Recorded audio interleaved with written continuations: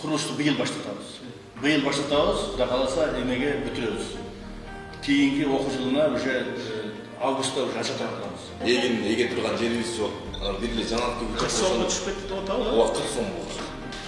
14,5 миллионго чогуу кирген Сузактын роддомунун капиталынан Управа кылат. Управа кылат. Жок, управа кылары биз айыл өкмөтүнө статусу бар. Бүгүн жогорку кеңештин депутаттары Шайырбек Ташиев, Айбек Маткеримов жана Тазабек Икрамов Жалал Абад облусунун Сузак районунун айылдык кеңештеринин төрагалары менен жолугушту. Анда Жалал Абад облусунун Сузак районунун социалдык экономикалык өнүгүүсү жөнүндөгү маселелер, көйгөйлөр жана аларды чечүү жолдору боюнча сүйлөшүү орун алды. Айыл өкмөттөн берген сунушуңарды, элдин көйгөйүн тез кабарлап жеткизип турасыңар да. Биз ошол үчүн бул жерлерine үч жердешиңер ошол жерде көтөрүп атабыз колдон келишинче.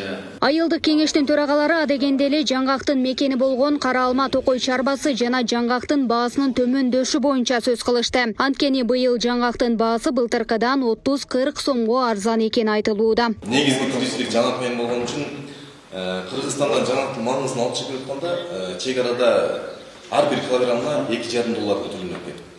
Түрктөр керек да, түрктөргө алганда $2,5 алат экен. Анан ошол эле немеде Өзбекстан ошондой нерсе жок экен. Булар түрктөр биринчи Өзбекстанга кирип отур дагы, ал жактан алып туруп биздики бир Өзбекстанга кирип отурушат менимче. Өзбекстанда жаңгак бар экен. Ошолор менен алып баа көтөрбөйт да биздечи. Анан негизги тиричилик жаңгак менен болгон үчүн ушунда бир караштырып берсеңиздер.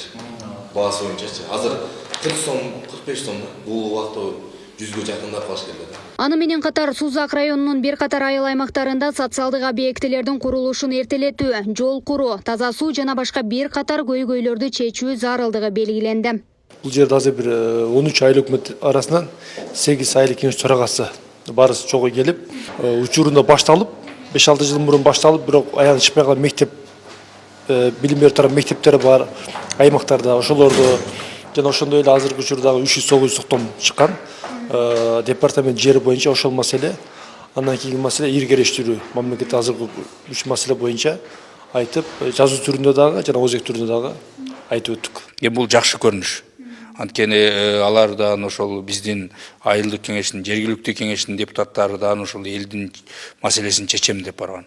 Биз да ошол элдин маселесин чечебиз деп бул жерге шайланып келдик. Бундай биз бири-бирибиз менен карым-катнашта, бири-бирибиз менен маалымат алмашууда, бири-бирибиз менен ушундай чогуу чаран иштерди кыла турган болсок, бул элге гана пайдасын алып келет. Жолугушуунун жүрүшүндө аймактарды реформалоо долбоору тууралуу да маселе көтөрүлдү. Жыйынтыгында көйгөйлөрдү чечүүгө чогуу аракеттенүү менен ар бир айылдык кеңештин төрагасына административдик реформа боюнча сунуштарды берүү жагы айтылды.